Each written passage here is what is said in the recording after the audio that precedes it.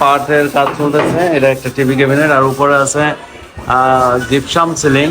আমরা যেখানে যতটুকু বোর্ড লাগাবো ততটুকু মাপ নিব, ফাঁকা জায়গার মাপ নিব না। প্রিয় দর্শক, আমরা সারা বাংলাদেশেই কিন্তু এই কাজগুলো করে থাকি।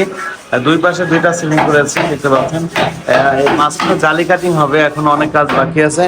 তো আপনারা বাংলাদেশের যে কোনো প্রান্ত থেকে আমাদের সাথে যোগাযোগ করতে পারেন। আমরা বাংলাদেশের সব জায়গায় ইনশাল্লাহ যেখানে কাজ পাবো সেখানেই যাই। আর হচ্ছে এখানে একটা ছোট্ট একটা ফ্ল্যাট।